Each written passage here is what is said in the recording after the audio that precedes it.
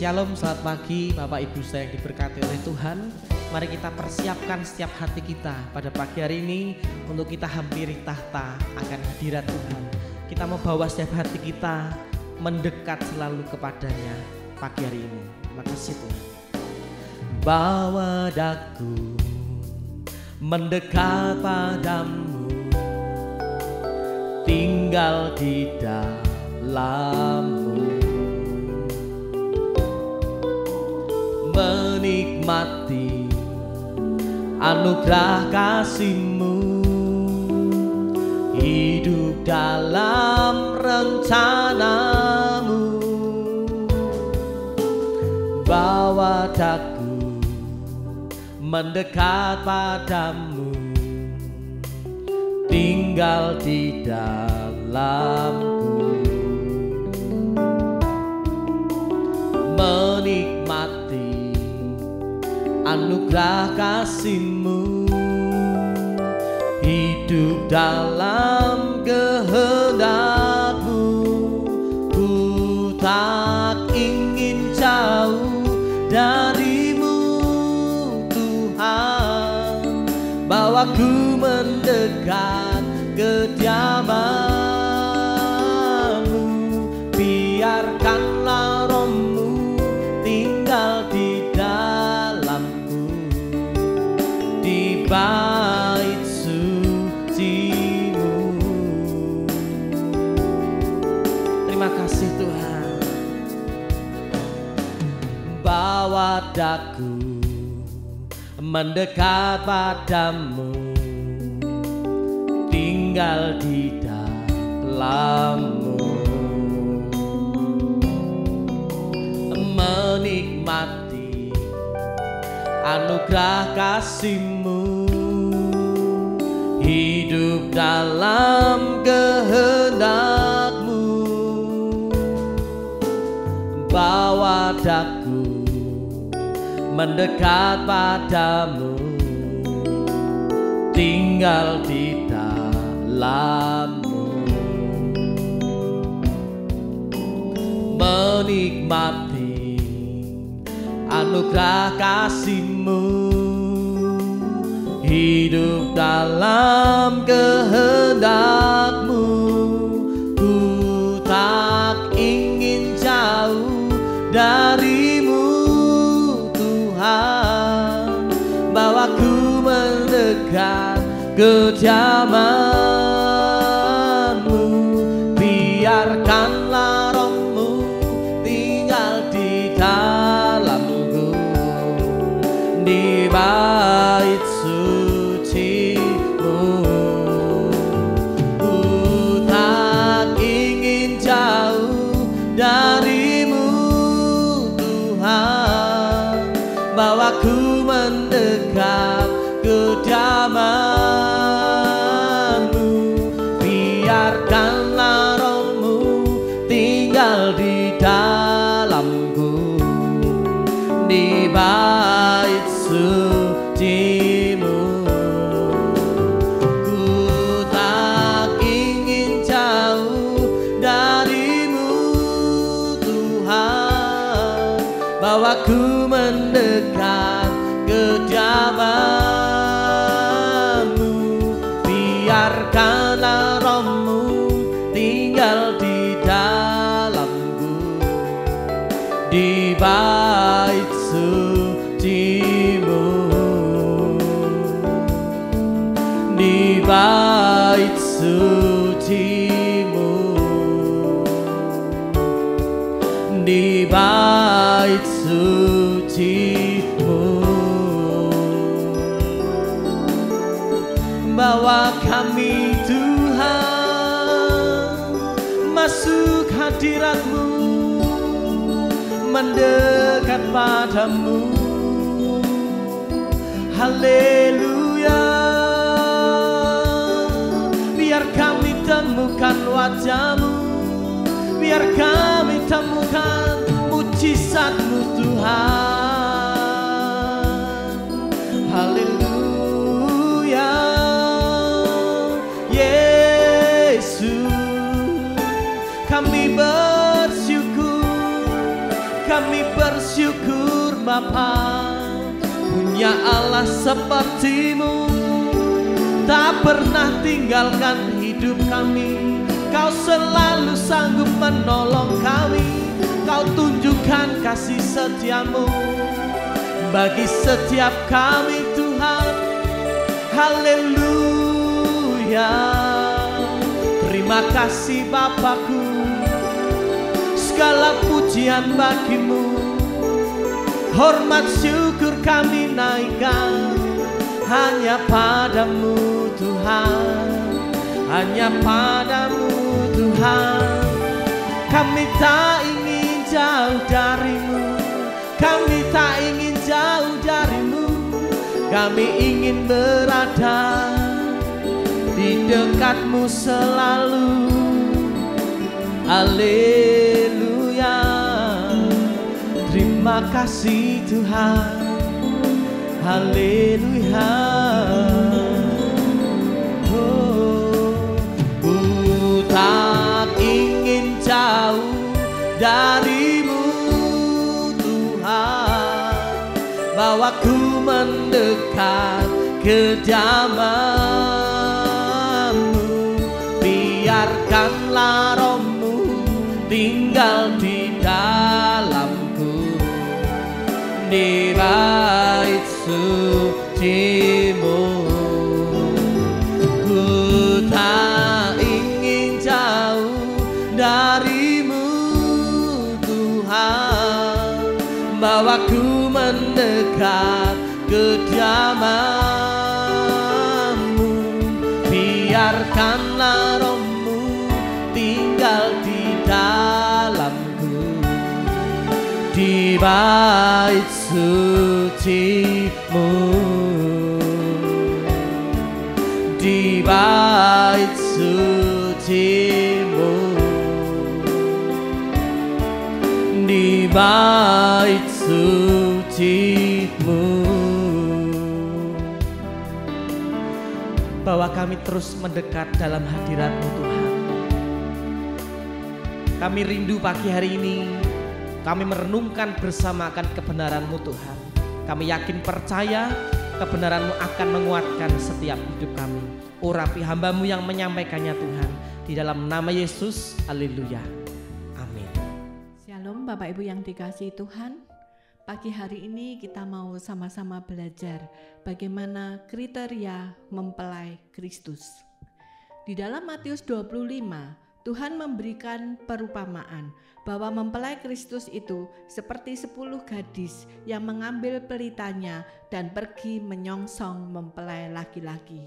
Yang dimaksud dengan mempelai laki-laki adalah Yesus, dan 10 gadis itu adalah gambaran gereja Tuhan, yaitu orang-orang percaya yang hari-hari ini sedang menantikan kedatangan Tuhan Yesus yang kedua di awan-awan atau rapture.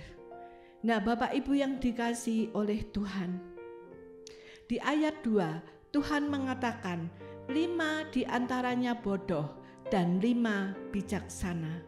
Ini menggambarkan bahwa kondisi anak-anak Tuhan sebagai mempelai Kristus secara fakta tidak sama. Sekalipun mereka sama-sama menyebut diri sebagai orang Kristen atau mempelai Kristus, tetapi di hadapan Tuhan mereka berbeda. Ada yang dikategorikan sebagai mempelai Kristus yang bijaksana, tetapi yang lain dikategorikan sebagai mempelai Kristus yang bodoh. Pertanyaannya, apa yang menjadi kriteria bijaksana dan bodoh? Kita baca ayat yang ketiga. Gadis-gadis yang bodoh itu membawa pelitanya, tetapi tidak membawa minyak. Ayat 4, sedangkan gadis-gadis yang bijaksana itu membawa pelitanya dan juga minyak dalam buli-buli mereka. Dari ayat 3 dan 4, kita bisa mengambil kesimpulan bahwa perbedaan mereka ada pada minyak. Mereka yang dikategorikan sebagai gadis bodoh adalah mereka yang hanya membawa pelita, Sementara mereka yang dikategorikan sebagai gadis yang bijaksana, selain membawa pelita, mereka juga membawa minyak dalam buli-buli mereka. Secara sepintas kita bisa memahami bahwa gadis atau mempelai yang membawa minyak adalah mempelai Kristus yang bijaksana, karena mereka berjaga-jaga atau siap sedia dalam menanti kedatangan Kristus yang kapan belum tahu kedatangannya. Tetapi sekalipun mereka tidak tahu, tetapi mereka prepare dengan baik. Mereka membawa cadangan minyak, berjaga-jaga dan siap sedia, sehingga ketika Kristus datang bukan sebagai pencuri. Mereka berjaga-jaga agar pelitanya tetap menyala dan tidak sampai kekurangan minyak yang bisa membuat pelita mereka menjadi padam. Hal ini berbeda dengan mempelai Kristus yang dikategorikan sebagai gadis yang bodoh. Mereka tidak memiliki minyak cadangan, dan saat minyak dalam pelita mereka hampir habis, maka keringlah pelita itu, dan pelita itu tidak bisa menyala dan apinya menjadi padam. Hal ini seperti yang digambarkan dalam perumpamaan 5 gadis bijaksana dan 5 gadis bodoh. Karena mempelai pria tidak kunjung datang, akhirnya mereka mengantuk dan tertidur. Dan saat mereka mendengar teriakan bahwa mempelai pria datang, mereka terbangun lalu membereskan pelitanya. Dan para gadis yang bodoh itu baru menyadari kalau mereka tidak membawa cadangan minyak, sementara pelita mereka hampir padam. Bapak Ibu yang dikasihi Tuhan, sebagai mempelai Kristus, jangan sampai kesibukan kita, yaitu pekerjaan kita, bahkan pelayanan kita, membuat rohani kita menjadi kering. Karena kita tidak punya waktu untuk berkomunikasi dengan Tuhan, Sang sumber minyak itu, sehingga rohani kita atau pelita kita menjadi kering. Dan apa yang terjadi? Saat mereka membeli minyak, mempelai pria datang, dan gadis bijak yang sudah siap sedia dengan pelita mereka yang masih menyala, mereka menyambut kedatangan mempelai pria dan masuk ke ruang perjamuan, dan kemudian pintu ditutup. Dan saat 5 gadis bodoh itu datang setelah membeli minyak dan mencoba mengetuk pintu ruang perjamuan itu, tetapi pintu itu tidak dibukakan. Dan Tuhan berkata, "Aku tidak mengenal kamu." Ayat 12.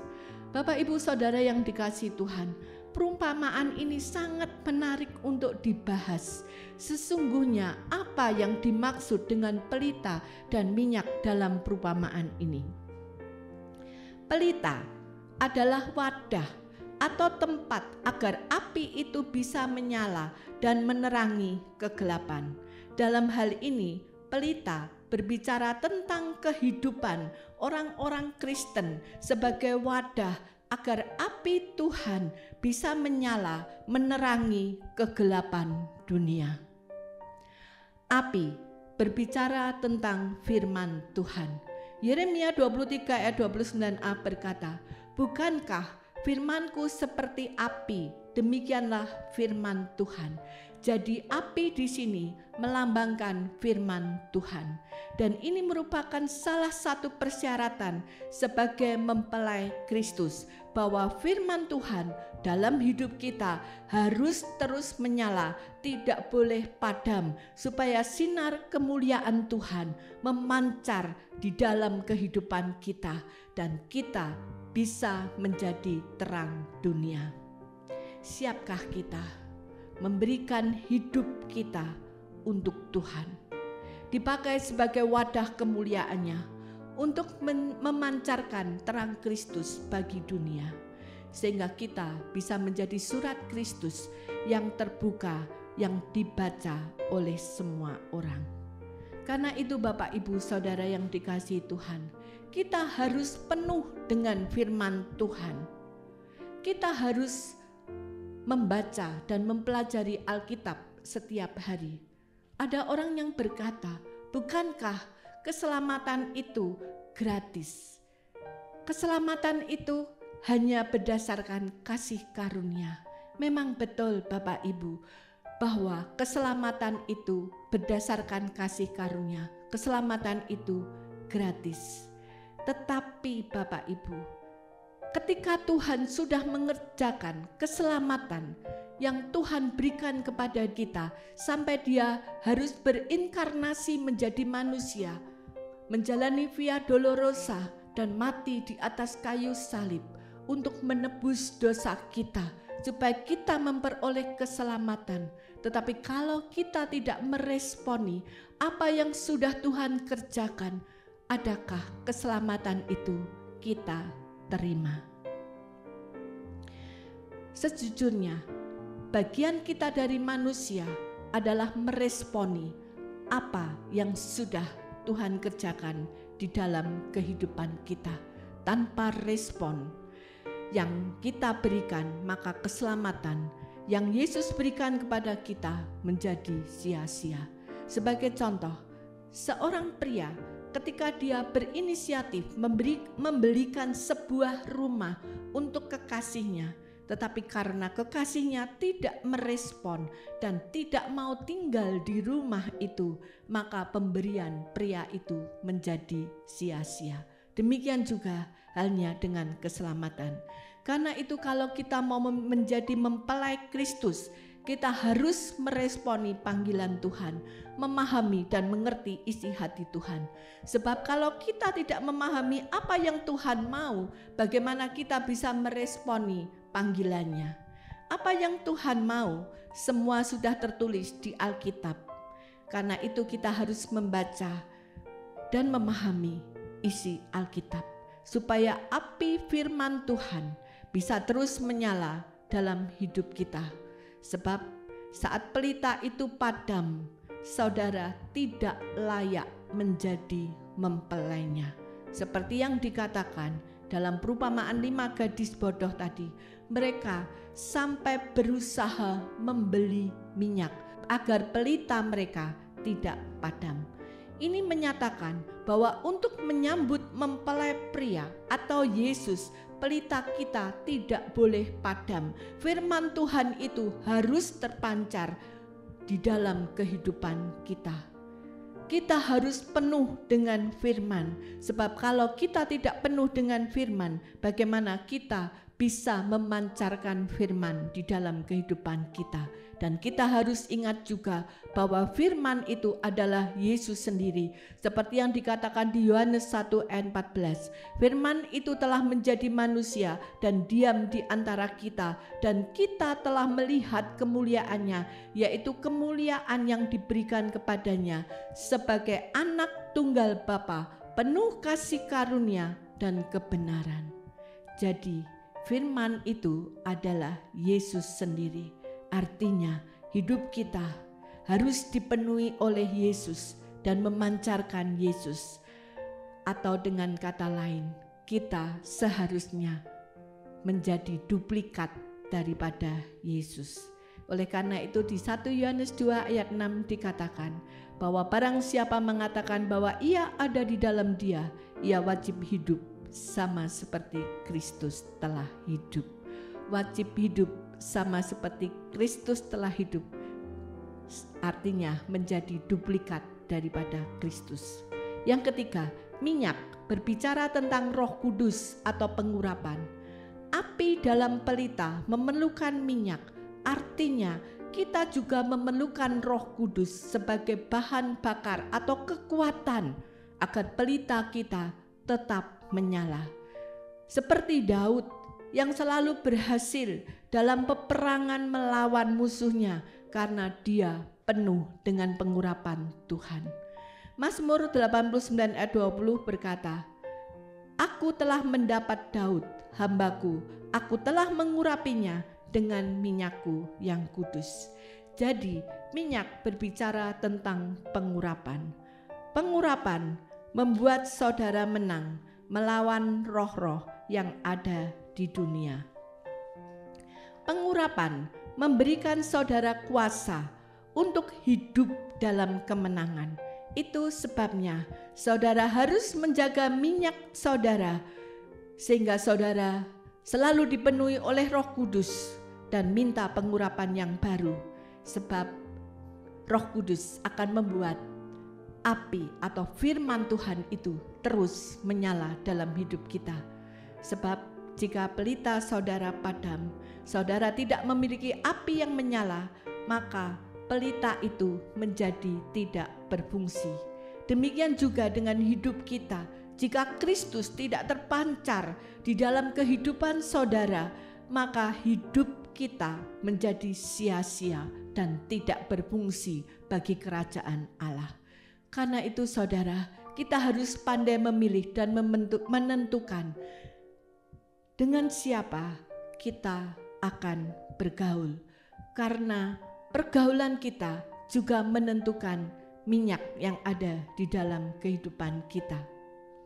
Apa yang kita lihat, apa yang kita dengar, semuanya akan menentukan adakah minyak terkandung di dalamnya. Contoh, saat saudara di tengah-tengah gereja yang penuh hadirat Tuhan, tiba-tiba apimu ikut menyala, imanmu dikobarkan kembali, cinta mula-mula dikobarkan kembali, berarti di gereja itu saudara mendapat minyak yang baru. Atau ketika saudara mendengar khotbah dari hamba Tuhan yang diurapi, atau saat saudara membaca hal-hal yang rohani yang membuat roh saudara menyala-nyala, itu menyatakan bahwa saudara sedang mendapatkan minyak di dalam kehidupan saudara. Tetapi sebaliknya, ada pergaulan yang membuat imanmu jadi padam, cinta mula-mulamu menjadi runtuh, berarti mereka ini menyedot minyakmu dan memadamkan apimu. Saudara harus tahu di mana saudara berada, dengan siapa saudara bergaul, apa yang saudara baca, sehingga saudara mendapat minyak cadangan. Kita tidak bisa hanya mengharapkan minyak dari luar. Saudara juga harus mendapatkan minyak dari dalam, yaitu melalui hubungan kita dengan Tuhan secara pribadi. Pada waktu saudara masuk dalam hadirat Tuhan, hadirat Allah turun, minyak dan urapan itu mengalir, mengisi bejana kehidupan kita, sehingga hidup kita penuh dengan minyak. Dan saudara tidak pernah kehabisan minyak, dan saudara akan selalu memiliki cadangan minyak. Hidup saudara tidak menjadi kering, layu dan putus asa, tetapi roh saudara akan selalu menyala-nyala karena saudara penuh dengan Roh Kudus, sehingga api Kristus di dalam hidup kita tidak pernah padam, sehingga kita bisa berkata bahwa hidupku bukannya aku lagi, tetapi Kristus yang hidup di dalam aku, seperti yang dikatakan oleh Rasul Paulus. Mari Bapak Ibu, pagi hari ini kita sama-sama berdoa. Kita minta Tuhan mengevaluasi hidup kita. Adakah saat ini kita masih memiliki minyak cadangan? Ataukah saat ini kita mengalami kekeringan di dalam kehidupan ini? Kita merasa hidup ini berat, letih, lesu, putus asa, tidak ada pengharapan, seolah-olah semuanya tertutup, tidak ada jalan bagi kita.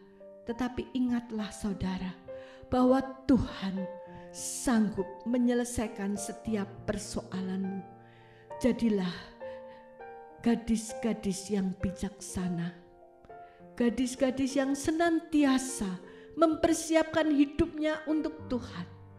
Mari pagi hari ini saya ajak Bapak Ibu yang merasa hidupnya kering, letih dan lesu, hampiri Tuhan secara pribadi. Minta pengurapannya pagi hari ini, sehingga hidupmu tidak terasa kering lagi, tetapi rohmu bisa menyala-nyala. Dan saat rohmu menyala-nyala, saya percaya akan ada solusi dan jalan keluar.